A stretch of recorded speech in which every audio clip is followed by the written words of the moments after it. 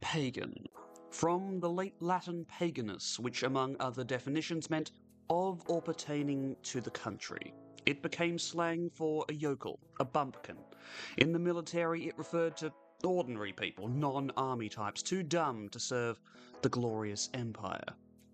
Denis Pagan was none of those things. He'd been a combatant, a losing one in North's 1974 push. He served 120 times for 5 goals as a hard-nosed back pocket, but never played again, after that grand final, at least not for North. Watching his side make the next 4 of those grand finals, winning 2, would have engendered hate in an ordinary man. Not Denis. He held a deep love and passion for North, and would end up a life member. After his playing career ended, he returned to North and coached their under-19s. He made 9 grand finals on the trot, winning 5, including the last ever AFL under-19s comp in 1991. He moved to Essendon's reserves on Kevin Sheedy's preference, winning the Victorian state competition in his first year. Faced with the choice of North reserves coach Rodney Eade, Hawthorn player Dermot Brereton? Really? Okay. Or Pagan, Denis was seen as the rank outsider. However, North snapped him up, and immediately he made a difference.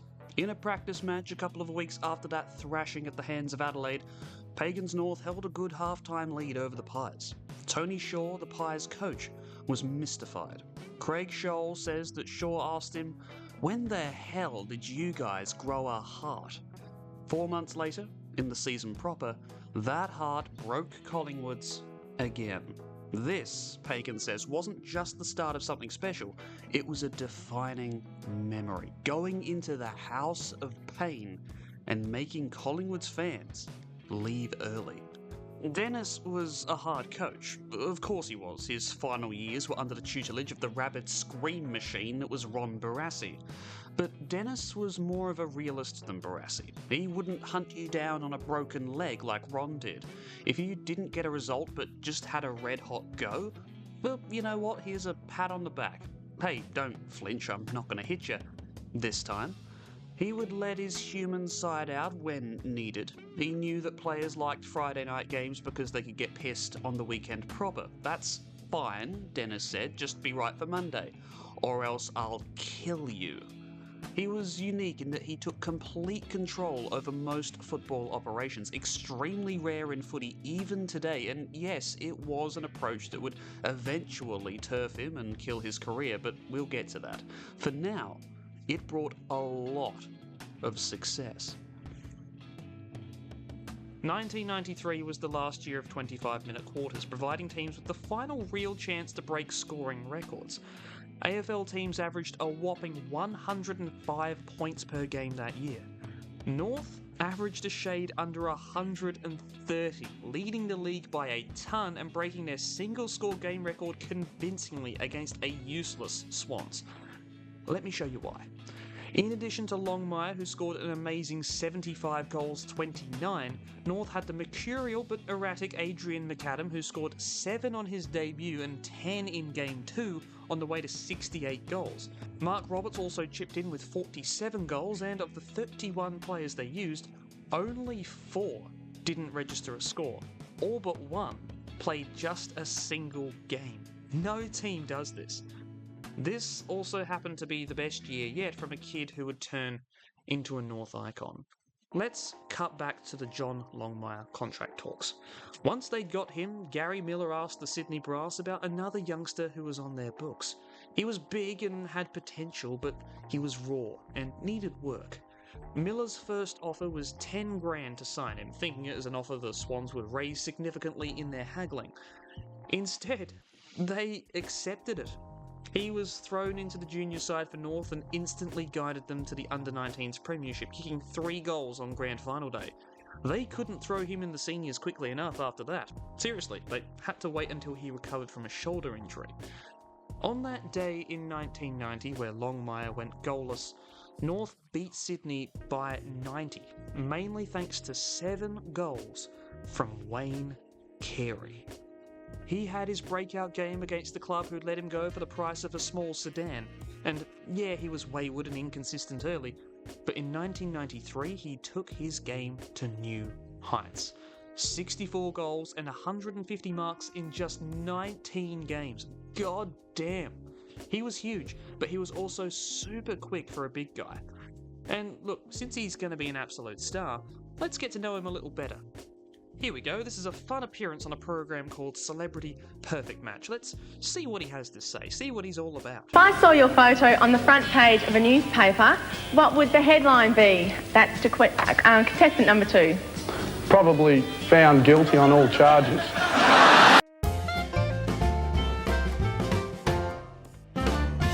Oh, okay.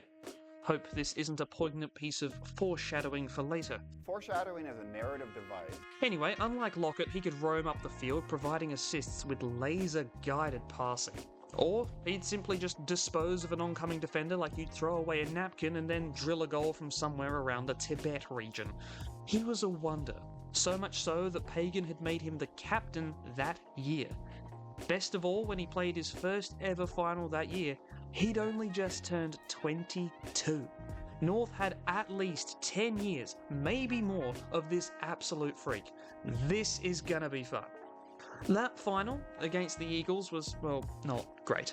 They got belted. Carey went goalless, meaning he actually came third in the goal-kicking trophy that year. Longmire beat him, and so did a guy I've wanted to talk about for ages. This segment will last longer than his career, but Adrian McAdam was such a phenomenal player I just have to talk about him. Taken with pick 98 back in the 92 draft, McAdam had already impressed Carey in the junior ranks when both of them were at North Adelaide.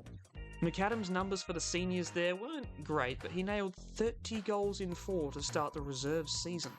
Then his injury-forced debuts for the Kangas was against 1993 Richmond, whose defence was basically 6 wheelie bins. McAdam got 7 goals too on his debut, still the best return from any Northerner in Game 1, and very few men overall have beaten him. Then a garbage Sydney lineup that was somehow even worse stumbled into town. Carey got 3 goals. Longmire got 9. McAdam, in Game 2, got 10 goals 6 as North rumbled to a club record 229 points scored and 124 point win. 6 in his next game gave him 23 goals from his first 3. No one, not Gordon Coventry, not Tony Lockett, not Jason Dunstall, not anyone has beaten that in VFL AFL footy. He got 68 for the season, including another 9 against the Pies at that Vic Park game Pagan remembers so fondly, which, as an Indigenous man, sure made him popular there. Round 3 against the Hawks in 1994 gave him 5 goals. He would score 17 more across the rest of his career. He just kind of fell off the face of the footy world. Other teams figured out that the somewhat lightly built McAdam could be easily pancaked in a physical contest. So when he found himself without space, those sublime skills meant nothing. He didn't train hard enough to compensate by his own admission. Then in a pre-season game in 1995, Alistair Clarkson was picking yet another stoush, this time Brisbane ruck Darren Burke. Adrian comes in to offer some friendly advice and leaves the ground with a broken jaw. Combined with brother Gilbert moving to Brisbane, this put Adrian off footy. He was traded to Collingwood of all places, and that really put the sealer on it. Back in the 1990s, clubs didn't really offer the best environments for country kids to grow, especially Indigenous players. Hello again, Phil Cracker. McAdam could have been anything. As it was, he went back to cricket, and at the age of 32 he was included in a squad that contained Michael Clarke facing the visiting Bangladesh national team. McAdam taking 3 wickets. What a fascinating man. Anyway, sorry about that. 1994. That was the 125th anniversary celebration year, and it started well with the addition of Matt Capuano and David King. Future CEO Ben Buckley wouldn't feature, however, although that wasn't a huge loss as a player. Their celebration game was against the Pies, who got out to a 3-goal half-time lead. However, an 8-goal third term swung the match, the Roos winning comfortably. North would finish third with only the 13 wins, as the salary cap had done its job, bringing all teams closer together. North would play its first final under the new Final 8 system against an old rival. This wasn't the same Hawthorn evil empire that had destroyed worlds. Post-Genes Hawthorn was more a knock-over old ladies type. This one's a game I'd dearly love to get into, but we just haven't got the time. Long story short, another drawn final. But this time, it's not next week same time, same channel. This was the very first match that extra time was used. Not that Hawthorn knew it, failing to score as the Roos romped out to win by 23. Now, remember when I told you we'd see Malcolm Blight again? Well, here he is. His first game as Geelong's coach had been against North. He'd lost by 2 points. Since that day, he'd only lost to North twice more as he swiftly built up an empire that really should have won the flag in his first year. And his fourth. Now, he had a deadly weapon in his hands, the last man to kick 120 goals in a season, Gary Ablett Sr. After a 124-goal 1993, he'd gone one better so far. Add Couch, Hocking, Bairstow, Brownless, don't laugh, he was actually good, Andy Young, John Barnes and Peter Riccardi, and you have a wealth of talent, plus several handy bit part role players in Pickering, Wills and McGrath. North crushed the Cats early, but a 48-4 point swing in the second, led of course by Brownless and Lee Tudor, saw the half-time advantage to the Cats hit 4 goals, a gap North only pegged back by 6 in the third. Then, the final term. What a quarter of football, and here's where you're going to see a bunch of really great Kangaroos for the first time.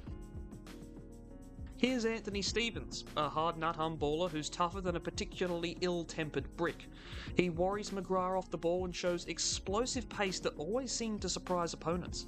He shirks off tacklers and delivers the thing on a plate to our old mate Adrian.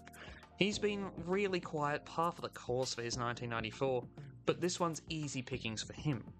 The gap is 13. Players from each team, including Stevens, exchange misses. Now, it's with Carey. And for those who know the future, I just rate that as a fantastic segue. Foreshadowing. Again, he's roamed up the ground for a touch and bombs it in. Brett Allison always seems to get underrated by those outside North circles. Son of Tom, North 100 gamer in the pre-Barassi years, Brett was a super quick live wire crumbing forward who had the aerial ability of a stunt plane. See his 1991 Mark of the Year as Exhibit A. It was on the ground that he did his best work though. Look at this. The reactions to pick this up, boosted by his awareness of where the ball was likely to be spoiled. The acceleration to make all of these defenders complete non-factors.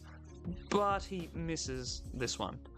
Lee Colbert is then sent to the Shadow Realm by Wayne Carey. These two will later be teammates. Fun fact. Anyway, let's watch Brett Allison again. Yes. Beautiful. And there you go. 6 minutes left. 5 points the difference.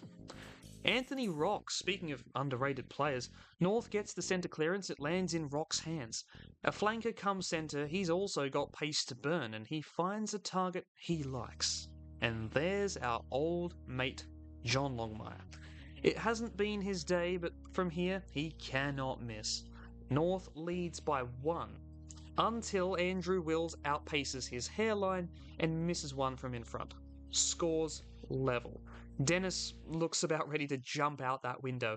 Again, the ball bounces between both 50-metre arcs, sterling defence from both sides keeping the game alive, and then it happens.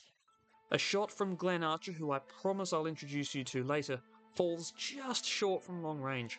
John Barnes climbs to grab it and plays on in the opposition goal square. Ruckman, am I right? A lucky series of bullshit sees Riccardi running free on the flank, but he can only find a North jumper. The ball finds Wayne Schwass. With 54 seconds left, he has a choice.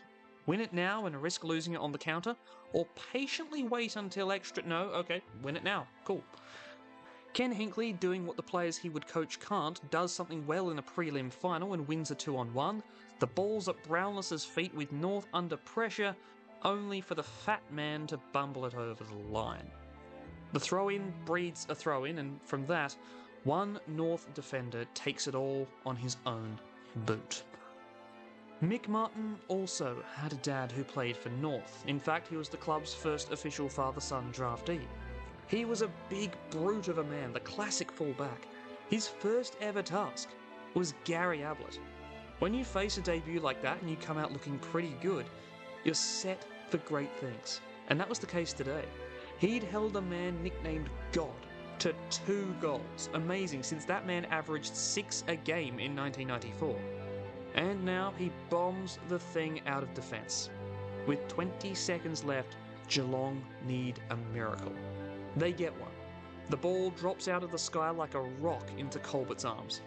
He takes his time, almost too much. He spots Barnes, but it goes through his hands. Lee Tudor picks it up, dumps it on his boot, and prays to his God. Martin, covering the space and the man, was in almost perfect position for nearly anything Tudor could offer up. Shot for goal? He has it. Miscue that drifts low, or indeed anything on the ground? He's first to it. He's within a metre of his man. That should be enough, and against a normal man, it is. But against God? You might as well be on your hands and knees. Almost as soon as the ball is in Ablett's hands, the siren goes. Scores level. Ablett can handball it in to win, despite being almost a non-factor all day. As he walks back, Mick sinks to the floor. He knows. They all know. It's done. It isn't fair, but footy rarely is. After all, there's no justice in football. Geelong wins their second final in 1994 thanks to an after-the-siren kick.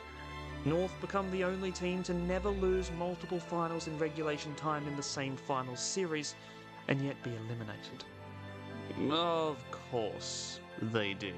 Denis may have turned his club around with odd game plans, but you can never defeat God with pagan rituals. Mick Martin would get his revenge though, and it started with the Ansett Australia Cup.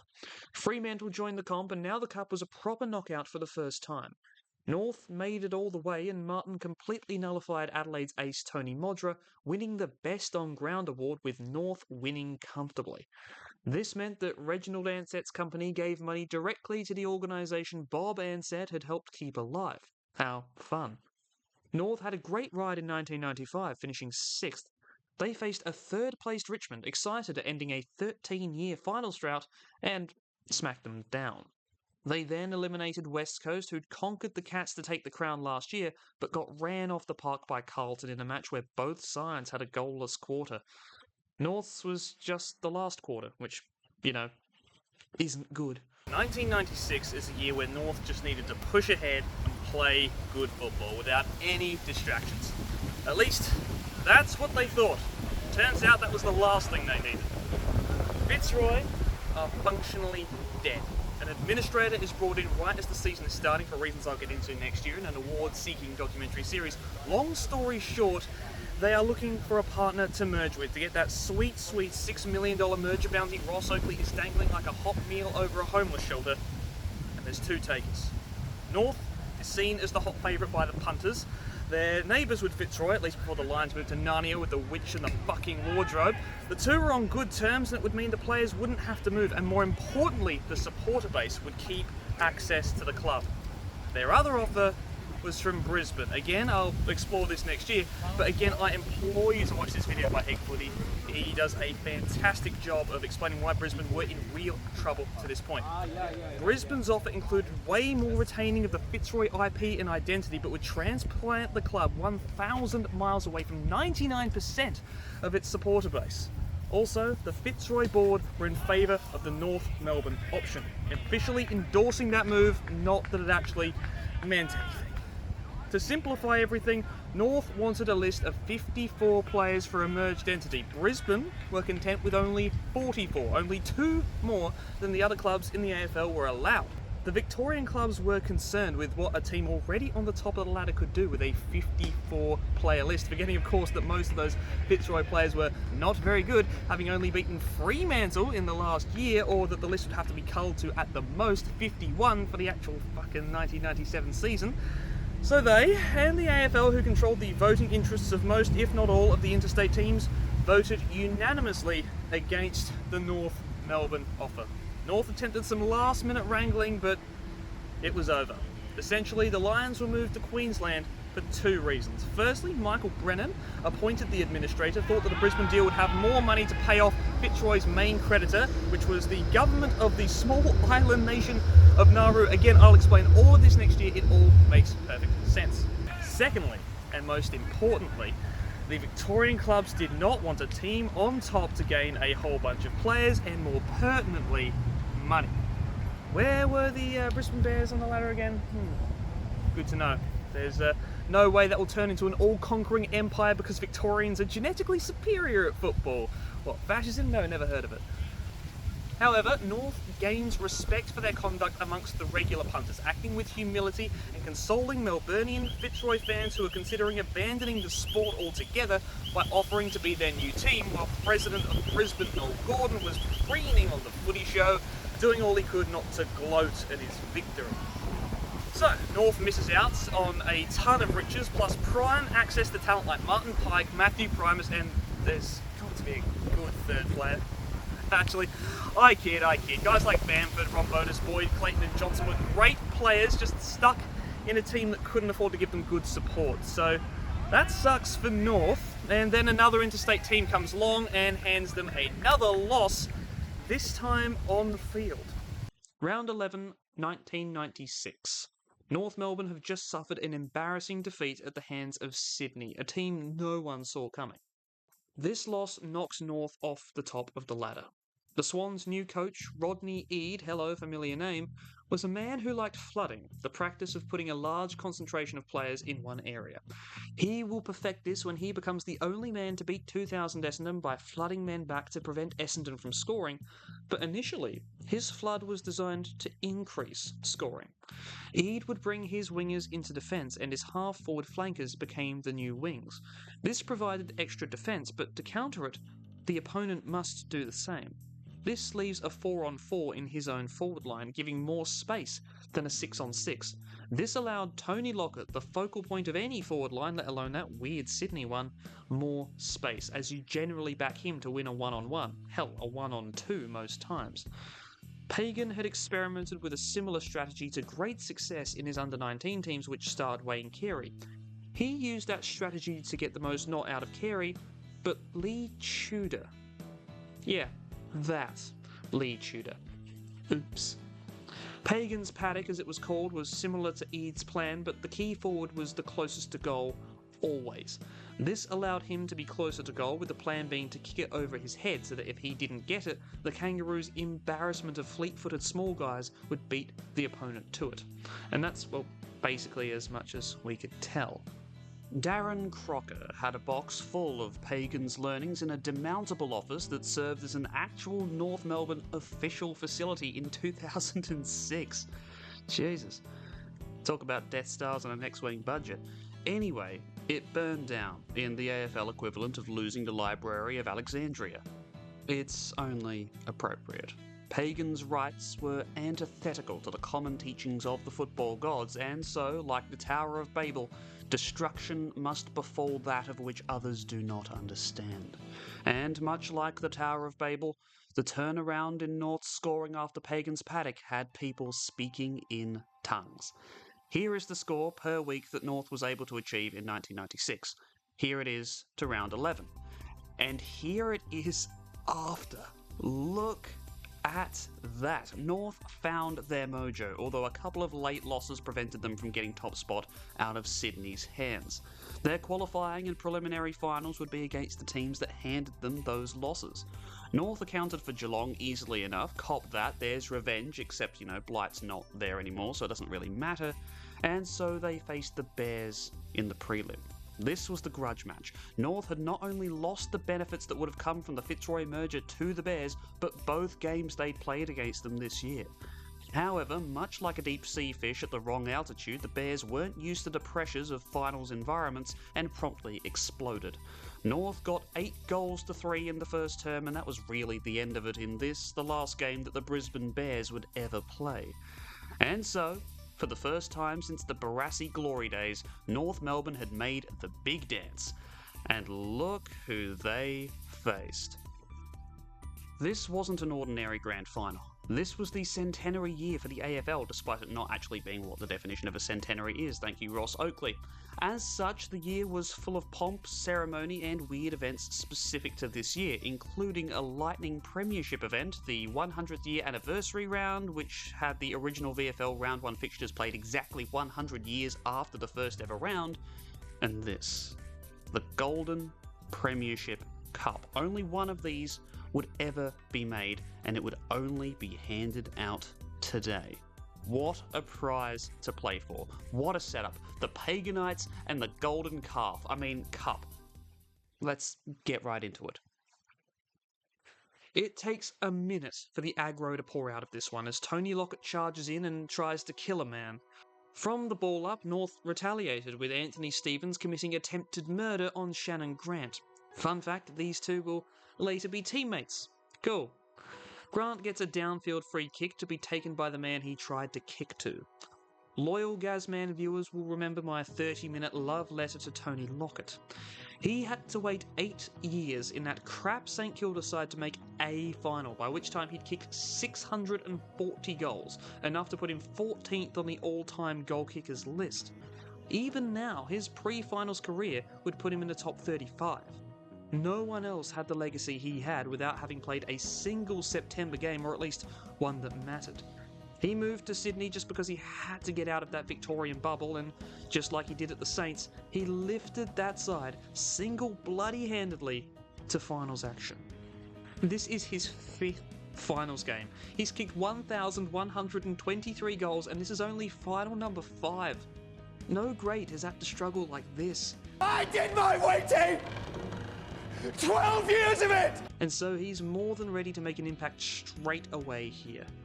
In his first, and indeed last, grand final, Tony Lockett scores the opener. Typically, he immediately gets into a fight straight afterwards. Sydney's Dunkley launches a long one, but only finds Stevens. His counter-attack ends in a nice mark to Crocker. The ball is punched free afterwards, and Allison tries to score a cheeky one from the advantage, but it's never given. Sorry, Brett. Crocker goes back and kicks it, so no loss.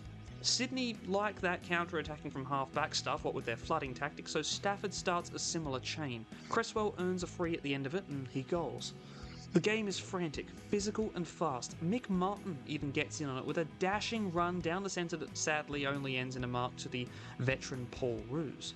A few minutes later, a Sydney move sees O'Brien primed for an easy mark. He spills it, has his head knocked off trying to reclaim it, no free, okay, and O'Brien's gone for the day.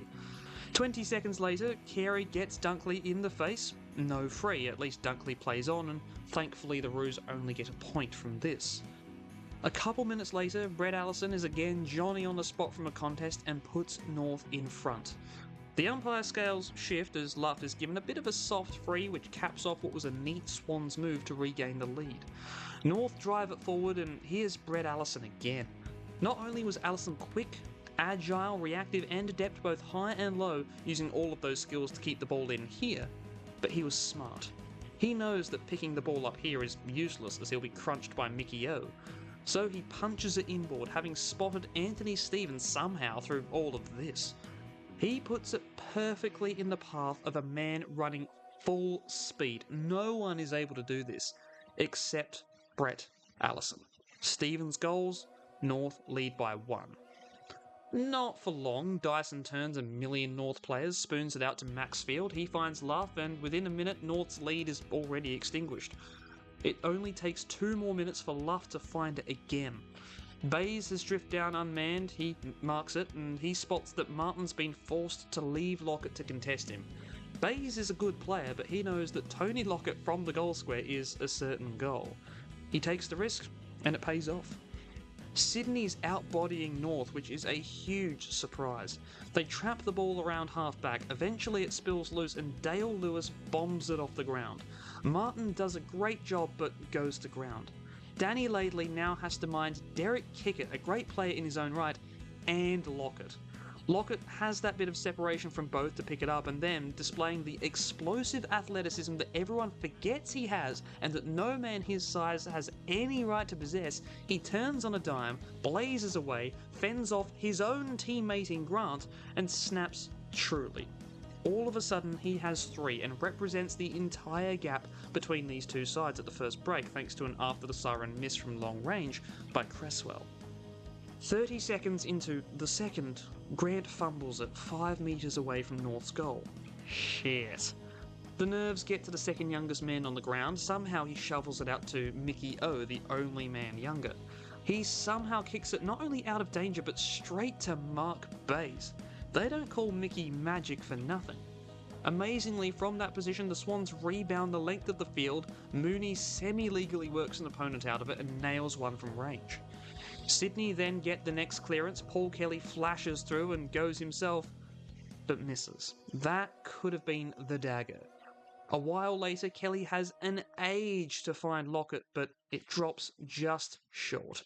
Martin runs free through the centre, and this time it works. This time he finds Blakey, and here's Pagan's paddock in action. The long bomb to Carey, the last man. The ball has to go to the floor. That's the only defence in this situation. Then the North Quicks scatter the Swan Pigeons, and Glenn Freeborn finishes off the move with a much-needed major. North then rebound it from Sydney's point post through Martin again, all the way forward. Long bombs to Carey, and here's Glenn Freeborn again. Game on. 22 minutes in the second, the Swans have it by North's point post. Surely they couldn't. Well, it starts a bit tricky, but ends easy as oops Mick, Fat Tony's back there. That one hurts. Crocker stabilises North with a goal himself, having had a bit of head surgery earlier on. The Roos up their pressure, force a Swan turnover in midfield. Young phenom Peter Bell, in a breakout game, lets Laidley off the leash, who delivers a bullet. It goes down, but that's fine when Brett Allison's around. Too easy for him. He goals with 44 seconds left in the term. Carey leaves the forward line and causes enough pressure in the midfield off the centre bounce to help North get the clearance, something Lockett could never do, and Glenn Freeborn snaps again. Sydney had a 25-point lead less than half an hour ago. It's all gone now. North lead by 2 at the main break after Archer grabs the next centre clearance and just misses from 50. The third quarter shaped up as the most important one for the Swans since moving to the Harbour City, but North were prepared. Not only did they have momentum, they had history, which Denis Pagan had used to his advantage. During the season, in order to try and grab their first win at Football Park, Pagan did something special. After training, he brought his players onto the MCG field and presented them with the 1975 Premiership Cup. He got all the players to hold the cup, lift it, understand what it was like to be around it. This could be yours, he says. This is the ultimate feeling, lifting this, winning this. He then took the cup away. Now, let's get out there and win the real thing. That was the takeaway. North came out of the gates like a fighter jet. 28 seconds was all it took for their first chance, Crocker hitting the post, starting a run of 5 misses in the opening 9 minutes. Carey sparks his side with a twirling mark on the wing. He sits one for Crocker, but it dies a bit. No worries, Scholl is there. Craig Scholl, an underrated but important part of North's attacking force, goes back and finally converts. North have all the momentum, and Scholl has another chance that drifts wide, allowing Sydney to quickly carve them up through the middle, finding Lockett, who marks one down low. The margin is pegged back to 8. Sydney threaten further, but North's defence holds, led by Glenn Archer. It's funny how he's here, of all people. It was, among other things, the promise of getting on a plane for the first time to get to a Sydney game that kept him around the Kangaroos early on when he was thinking of quitting. Now he's proving the difference between a close game and a blowout. Mickey O is in the ruck for some reason and gives away a free. Roberts spots Robert Scott, nearly misses him, but Scott doesn't miss Scholl. Scholl, just like his son would be known for, is a beautiful kick of the footy, and this is no different. The lead is back out to 14. North win the clearance, the ball is shelled out to young Peter Bell, who aims for the head of the square. Andrew Dunkley is all over it though. At least he thought he was. He misses the easiest spoil which he really could have marked, and the ball funkily dances through the goalmouth, giving a grand final goal to the kid that 1995 Fremantle thought wasn't good enough, one of many crimes Gerard Neesham still hasn't paid for. And if that wasn't evidence enough of a winner being decided well before the game's over, enter Robert Scott. A recent acquisition from Geelong at the cost of Brad Scholl, Scott was a pacey forward who had been injected into the midfield more of late. A handy role player, today would be quiet for him, until this moment. McKernan misses him like an absolute champ, allowing Stuart Maxwell to grab it. Maxwell's a star and has had a large say on this game so far. He tries to break away, but Scott hangs on. Scott gets up quickly, doesn't allow Maxwell a clean second go at it. In fact, he's dacked him, the ultimate humiliation. He buys enough time for Archer to swing by. He's felled. Stafford's first to it for Sydney, but Scott dives, full stretch, takes him down too. The ball spills to Lewis. Let's freeze it here. Despite all of his effort, Scott is facing away from Lewis, getting up from a prone position.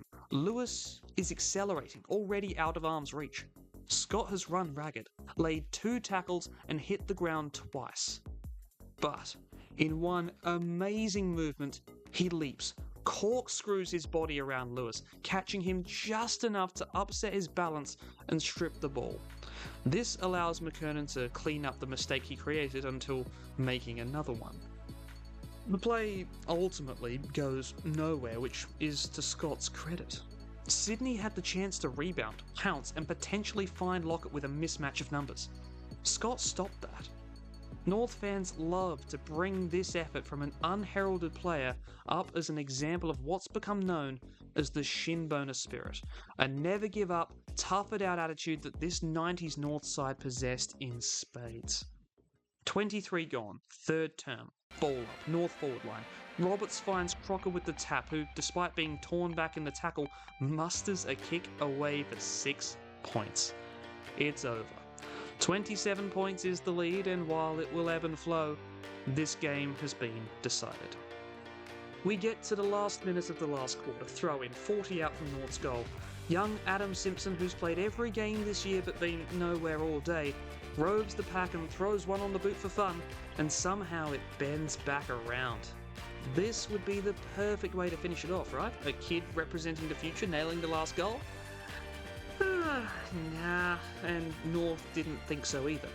See, a veteran defender decides, now that the game is well and truly done, to sneak forward on the ball. What's the worst that could happen? They win by slightly less? The Roos get the clearance, Scholl spies up a tall figure in the goal square. He thinks it's Carey. We think it's Carey, and so did Bruce McAvaney on the mic.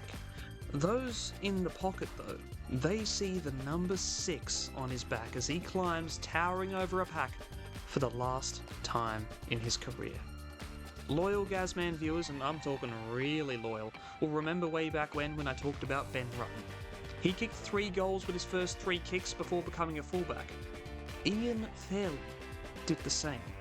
Rutten also famously got a goal with his final kick, telegraphing his run so hard that I'm amazed the slowest man in the world was able to find that much space, but then again it was against 2014 St Kilda, so there's your explanation. He's often credited as the only person to do it because everyone forgets Ian Fairley, the loyal swingman, the 200 gamer, the man who could plug in any positional void yet was not really notable enough to be a star at any of them. He just turned up and did his job for 13 years, never seeking praise or adulation. That was the shinboner way. And now, here he is, a man who hasn't scored so much as a point in nearly 2 years. It's a tight angle, but North's former leading goal kicker of 1989 nails it. Everyone runs in to celebrate. Did they know he would retire after this game? Maybe. It made sense. He was 32. Not many players, especially big guys like him, especially positional vagabonds like him, played well past that.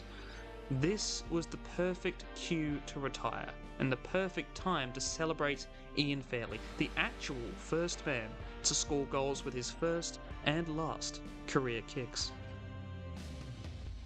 The siren sounds about 20 seconds later. North Melbourne have done it at last.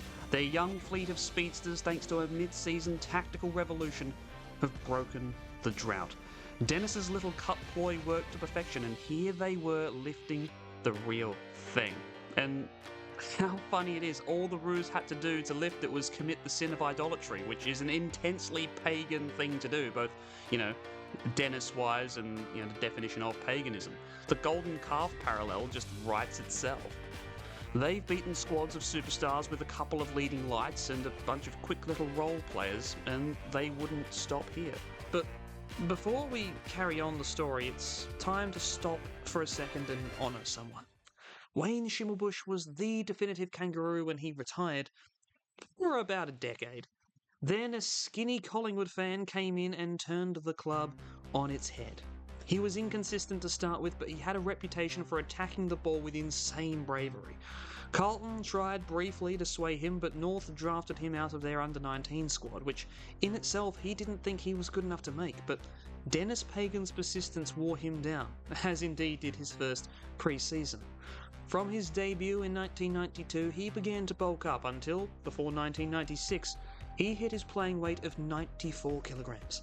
He could play anywhere, mainly in defence across half-back, but he could do convincing work as an undersized fullback, big-bodied midfielder, or impact forward. He'd become a star. Everyone could see that, especially Ron Joseph.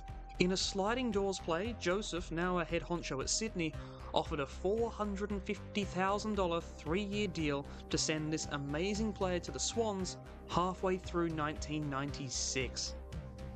It was refused, and so Glenn Archer became the absolute definition of shinboner spirit. He won the Norm Smith medal by basically doing what he'd do for the rest of his career, being a rock in the backline, attacking every single ball like it was his last, and making every opponent worried about going anywhere near him. He didn't do anything that turned up on highlight reels, didn't score a goal, didn't get the most kicks or marks or tackles.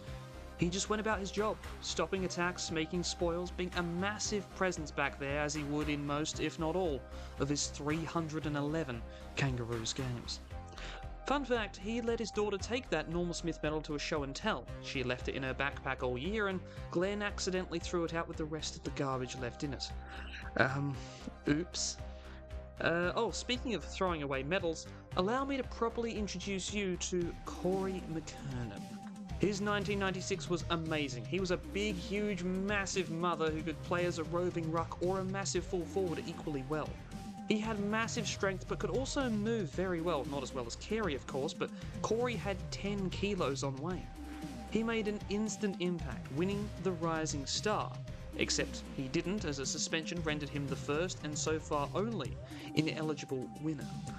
That was in 1994. By 1996, he turned into an outright star. 18 disposals, 12 hitouts, and a goal and a half per game. No one does that. He tied James Hird and Michael Voss to create the first three-way Brownlow tie since 1930. Here's James, here's Michael, and here's Corey, sitting at home with a bunch of media men whose cameras for some reason have blinding flash on them in the goddamn living room. McKernan again made himself ineligible with a suspension, this time a 1-week sanction for this clumsy and unnecessary kneeing of John Barnes. It would be by far the closest he would come to the medal, although he did get to keep the players' MVP, which is probably a more representative award anyway. North lost 3 of their first 4 in 1997 and spent most of the year yo-yoing around the middle of the pack. Their finish of 7th was disappointing, but they battled their way into the prelim. However, they faced a St Kilda lineup more determined than all but the very team they faced next week to claim the ultimate prize. All of a sudden there were doubts over this young, exciting side. Were they just a one-season wonder? Oh, addendum, by the way, some of the reason why the Saints found it so easy to win was the absence of Archer and Wayne Schwass due to suspensions. Pagan was, safe to say, not happy about the needless absence of his stars that arguably cost North a second premiership in 2 years.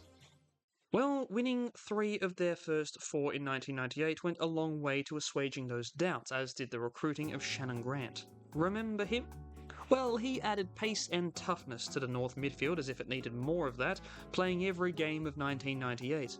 North gave up Wayne Schwass for him, which sucked as he was a 2-time Sid Barker medalist, but North were building for the future. Schwass wasn't part of that, apparently. Schwass would have success at Sydney, but is forever remembered in white and blue. North also remembered getting Peter Bell for a steal and went back to put another penny in the Fremantle free awesome players for basically nothing vending machine.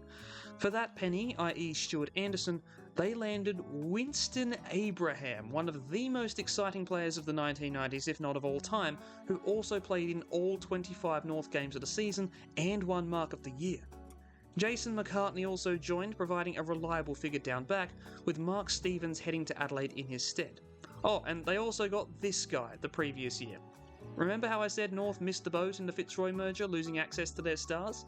Yeah, well, they only went ahead and picked up their final best and fairest with pick 42. No one wanted him, though. He'd been convicted of enough DUIs to probably jail a non-athlete, and even when Pagan went to meet him, there were empties all over the place. But get him North did. Amazingly, he wasn't even their best bargain that draft, with Byron Pickett, the last great enforcer, joining at pick 67, missing 1997, but becoming the 1998 rising star. But 13 games in, it wasn't working. A loss to an awful Hawks side sent them to 7th, 3 wins off top spot. But just like 1996, they turned it around, ending up finishing a win clear on top. Essendon gave them a small fright, Melbourne really didn't, and bang, North are back in the grand final. They would meet a familiar face on the big stage in McCartney trade bait Mark Stevens. Oh, and there's another former Roo in here somewhere with the Crows boys. Where is he? Oh, yes. Hello, Malcolm. The prodigal son had returned, but no merriment was made. Like the biblical verse, Blight had gone to green pastures but rushed recklessly, returning somewhat dishevelled. Unlike the biblical verse, he'd returned with an army, but his army was one sheep fewer, as it were, and okay, look, I promise I'll stop for a sec with the Wikipedia surface-level pagan/Christian dogma parallels. That one didn't really work there, but look, Tony Modra's been dropped and, I don't know, put a sign up in his locker that said, "Gone shagging," whatever. Last year's Coleman medalist isn't playing, very much weakening a side that was beaten in their own paddock by North 4 weeks ago. Whoever filled that role would have to deal with 2 All-Australian North defenders and outdo the forward line up the other end, which not only had Carey but was the highest scoring all year again. Who in a 5th place team's backline could dethrone the king? Sure enough, it took Wayne 25 seconds to get his hands on the pill. However, his shot falls short. It takes a further 80 seconds for Wayne to get the ball again. Right in front, in prime range, it slews off the side of the boot. Youngster Brent Harvey, oh man, that feels weird to say nowadays, draws a high free, which isn't hard for a guy his size to get, squares it to John Blakey, and North score their first. The game goes at breakneck pace, with both sides possessing running halfbacks keen to rebound. Even the big guys from both sides can move well, so the ball flies from arc to arc all day. Remember how I was saying North had the upper hand in scoring? Well, Adelaide actually had the best defence that year, and here's a great example. Even when this one goes right through All-Australian Nigel Smart, leaving Pike a clear chance, the slick-moving but tall Ben Hart, no more biblical parallels, who was himself an All-Australian at the age of 17, dives and makes Pike miss. Truly a king of kings. There's something wrong with me. A diving mark in defence by Bickley leads to a rebound, Jamison scoring it behind, but Rasciuto gets a free for a trip in the afters. He converts to give the Crows their first. Bell then gets a high free and Abraham takes. He finds Simpson, who again launches a long bomb in the grand final and again gets 6 points for his toil. A throw-in up front for North. Carey picks it right out of the ruck, snaps. It falls short but leaves a mismatch between North's ruck in Roberts and Adelaide's half-back flanker in Bickley. Roberts wins easily. It's a tight shot, but he converts well. Here's Shane Ellen. He scored 5 in last year's grand final, but he's back home in defence today.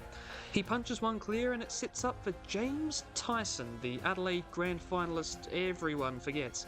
Incredible, really, since he did this. What a goal that didn't count because he stepped out of bounds. Bad luck by... Wait, who was it? What was his name? Tyson something? Oh well. It gives someone else a chance to score right after, in this case, Darren Jarman. Nice to see the lesser names getting credit. Peter Caven, Wayne Carey's main opponent, is somewhere, don't know where. So, in a perfect example of both the Pagan's paddock principle in action and of Carey's skill, he gets his 80th goal of the year despite manic pressure from Smart. Brett James grabs the stabiliser for the Crows and North takes an 8-point lead into the first change. Now, the good news and the bad news. The good news, Adelaide only has 2 scores for the second term, for 1 goal from David Pittman. North will have 13 scoring shots. The bad news is, well, North score 2 goals. Yeah, 2 goals, 11.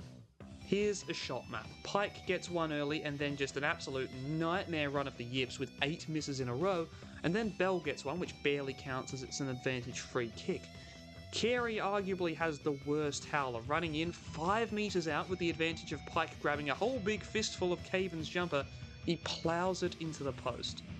McKernan had the final shot of the half with a set shot right in front. The man who came so close to the Brownlow medal just 2 years ago just misses. North, with 14 more scores than Adelaide, take a 24-point advantage into half-time. It should have been over, but it wasn't. Now, the good news and the bad news. North shape up in the third against the wind, going at 100% accuracy. The bad news is they kick 2 goals and the Crows, well, kick more. Now, if I'm Pagan at half-time, I say, boys, they're gonna move Jarman to the forward line because it worked very well last year. He's the best kick of the footy that I've ever seen. So if he's up front, don't let him get a walk-up start so he can nail an easy set shot. Okay, right. That fellow McLeod, he won the Norm Smith last year and is doing really well today. He gets the ball, you kill him. Don't let him fend you off with those bony arms and... Oh, God, okay, he's fed it to Johnson for a goal, okay. Deep breath, this is manageable. Who else? Vardy, yes, Peter Vardy. He's their tall target now that Modra's out, and he's not that tall, and let's be honest, he's not that good. Spoil him in the air. Yes, no, not both of... John, Jarman's your man. Where are you? Oh, God, no. Oh, finally we have it up front. Go, Winston. Winston! Okay, now we're talking. Let's just keep tight tags on McLeod and Vardy. There's McLeod and there's Vardy. Great. Thank God Adelaide are missing easy chances. Thank you, Nigel and Matty. Wait, where's McLeod? Who's on bloody McLeod? No, close him! Oh, of course, leave a man right on the goal line open. Cool, no, I didn't want a 25-point lead in a grand final anyway. Who cares? Brett Allison kicks one after the siren, pegging the Adelaide lead to 2, but this was bad news. North were kicking to the wind-affected end where they'd kicked 2 goals 11 before. They'd been accurate in the third, but Adelaide's defence had been almost impenetrable. They'd been lucky to get those 2 shots off. Pagan decides to roll with Capuano in the ruck over McKernan and pays for it instantly. Wren fists it away, McLeod pounces, finds Tyson, and he scores, and this time he's allowed to keep it. 50 seconds. They scored in 50 seconds. Not even 2 minutes later, the Crows target the 201cm Ben Marsh. He's largely useless, but North don't know this and double team him. This means that Jarman is in a one-on-one, which Tyson targets with a rebound entry. Jarman marks, and from 51 metres, he goals, one of his finer finishes in a catalogue that contains some of the silkiest goals you'll ever see. Scholl gets one off under pressure, but it goes well wide. The kick-in finds King, who spies Bell. Bell goes on another run, but he's torn between the shot and the pass to a wide-open Allison about 2 metres out. It just passes out of Allison's reach for a behind. 11 minutes gone. North link up well on the wing, and for the first time in real terms today, Carey gets free of Caven to mark. 20 metres out on an angle that should be manageable for the man they call the King. Wayne Carey blasts the damn thing and misses. 14 minutes gone. Stevens runs into space. He has Carey leading up. Wayne Carey, Anthony Stevens misses. Anthony Stevens misses Wayne Carey, and Caven ends up with it. A pitch-perfect pass to Hart starts a rebound, ending in a boundary throw-in deep in Adelaide territory. Marsh wins the tap and the ball pings around. Smart ends up with it. Sometimes in football there's little bullshit pieces of play that decide a winner well before the game is over. Here's today's. Smart is whipped around like a rag doll by Freeborn, but shags a kickoff. That ball somehow tracks right toward the damn goal umpire, only just clearing a huge pack of players, and as it hops gleefully over the line, it's clear the footy gods have marked their will on this game. Malcolm Blight will get his crowning and final glory as coach against the club that made him famous nationwide, for the club whose creation necessitated the merging and essential death of the Sandford club that he was the last true legend of, as much as I like Ralph Sewer. And John Klug as well, actually. Shout out to him. I've got a signed jersey. It's brilliant. You should see it. You have seen it, actually. It's there. McLeod bursts away from the next centre bounce, and of course he finds Jarman, screaming an undisguised cry of victory. He scores his fifth and final goal. Bell hits the post again on the run. Adelaide get their own miss, but they trap the ball in, and Nigel Smart, a man who made the All-Australian side in the damn back pocket, scores his third goal.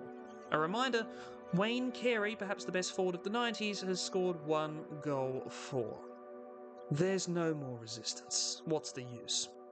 Centre bounce, Adelaide clearance, McLeod again, spoil, McLeod again, finds Vardy, end it please. After two more North misses, the final siren finally ends the torment. They'd lost the unlosable. I mean, hey, I'm glad they did, personally. I'm a Crows man, as you know. So proud it's lifting the table up. But even I have to admit that if North had kicked remotely straight, this thing was done at half-time. Adelaide's unheralded defence had been underestimated. North had kicked 8 goals, 22 under that pressure, having to earn each and every chance they had, and squandering the easy ones that they did manage to generate. Pagan only ever lost one grand final, and it was fitting, given the theming, that it took a side from the city of churches, spearheaded by a man named in God's image and guided by the prodigal son, to do so. The only major addition for 1999 was, funnily enough, another ex-Fitzroy player in Shane Clayton. His run along the wing was invaluable in 1999, but again the Roos lost 3 of the first 4. But a huge winning streak set them up for a big fight with Essendon for top spot. Unfortunately, the 2-win head start the Bombers had got over the first 4 weeks was too much to haul in.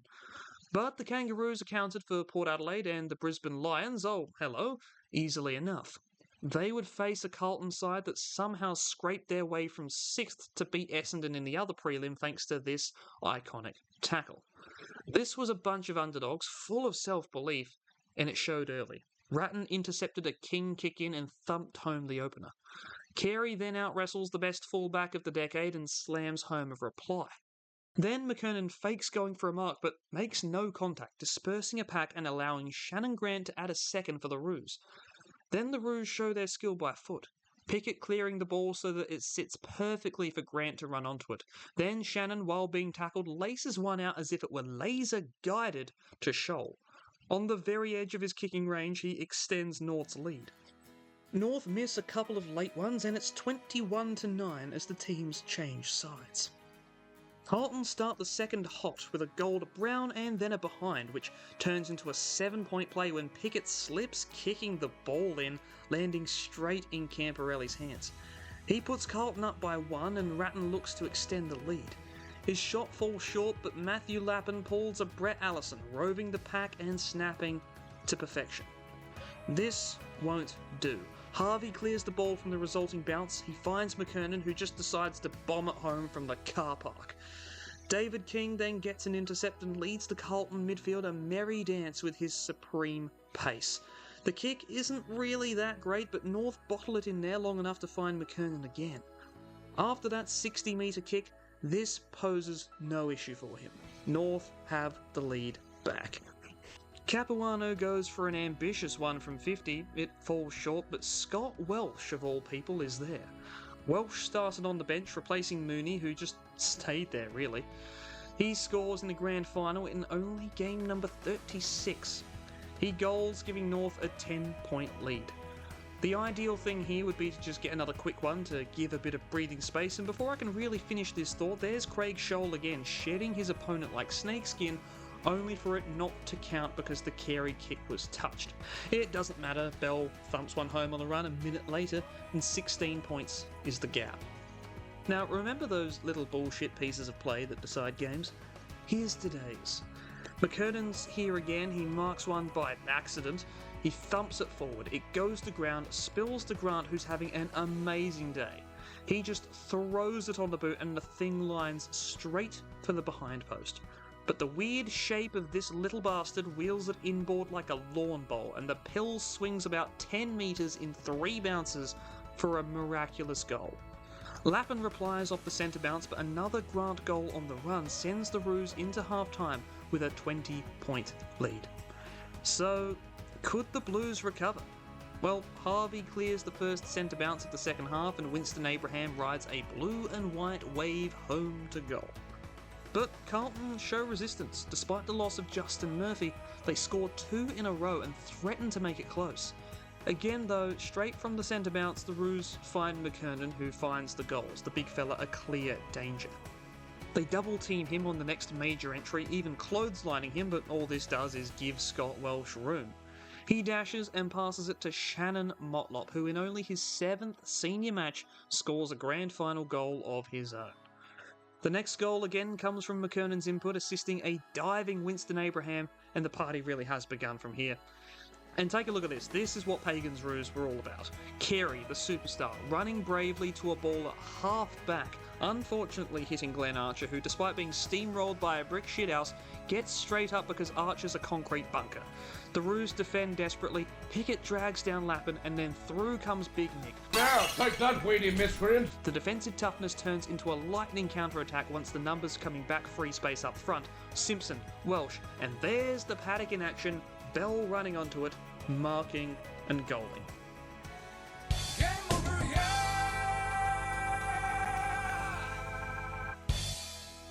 Carey and Pagan rounded out the 90s by lifting the Premiership Cup for the second time together, and arguably it should have been 3 and might have been 4. Debating over the best team of any given decade is interesting only to people like me, but even so, I'm gonna do it anyway. Let's quickly work our way through history to this point from the 1850s. The 1850s were obviously dominated by Melbourne, because they were pretty much the only team going around, at the very least the only one that was competent. Then Geelong just came along and decided to just be the best team for about 7 straight years.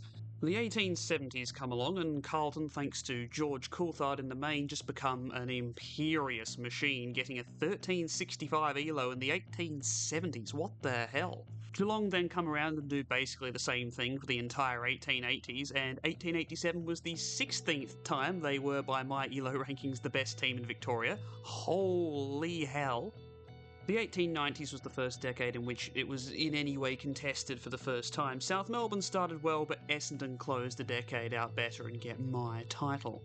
Collingwood had the greatest peak in the 1900s, and Carlton got the only 3-peat, but Fitzroy were the most consistent, and for me, they're the best team of the 1900s. And then the 1910s rolled around, Carlton have a go at dominance, but in comes Jock McHale, who just dominates football with his Pies team for the next 20 years or so. Essendon comes along with John Coleman, Melbourne dominates the 50s, the 60s, oh god, that's a bit of a coin flip. You could really scatter it over any one of these teams. Carlton dominate the 70s despite North making pretty much every single grand final. Just look at these stats. And Hawthorn are the team of the 80s unquestionably. North had only ever come close for the title of Team of the 70s, with their 6th consecutive grand final appearance, somehow none of which being against 3-time premiers Carlton. But the title of the Team of the 1990s was prestigious. Not only would this be for the first time a full decade with teams from all major footballing states and Queensland, but this was perhaps the most even decade of all. Let's start with the most basic counter of success: premierships. West Coast, Adelaide and North all won 2, with a smattering of Victorian legacy clubs hoovering up the remains, one of the most even decades of all. As for runner-up appearances, only Adelaide fails to add anything of the big 3. The Eagles and North lost the cup once, Carlton fell short twice, while Geelong's 3 failures in 4 years added to their 1989 heartbreak had resulted in the club taking a big lie down for a decade. Basically, we've ruled all of these non-successful clubs out. Okay, how about ELO? North ended 1999 on top, yeah, but that doesn't mean they're the team of the decade. Looking at average and peak ELO during the decade tells a different story. Adelaide were unbelievably the worst team by ELO during their premiership 1997 year, and their peak is nowhere near the big 3, so forget them. Geelong amazingly never dipped below 1100 all decade, but never hit the same heights as the Eagles and Kangaroos. And while the Roos' peak was higher than West Coast's, their floundering at the start of the decade weighed them down harder than West Coast's floundering at the end of the decade, with the Eagles coasting home to take the highest average ELO of the decade. Let's move on to more detailed metrics. According to win percentage, Pythagorean wins and average position, North Melbourne beats all comers. Except for one. Yeah. Normally 130 Pythagorean wins, a 60% win rate and an average finish of 5th would be good enough to stake a solid claim as the team of any decade, especially if no other team has made more grand finals. In fact, in the next decade, these figures comfortably exceed Geelong's numbers. But West Coast, despite nearly going bankrupt at the end of the 1980s, had soared higher than should ever have been possible. Despite being the best they've ever been, North were humbled by an upstart that had the backing from the WA State League and government with prime access to local talent, yes, but an upstart nonetheless. However, North were in a great place. Their list was the most experienced, but only the 8th oldest. They were ready to take the jump from very good team to empire. But this was as good as it was ever going to get. The next decade and a half would be full of blunders and boners that would see North slide down from yearly premiership hopefuls to perhaps the least relevant club in Victoria.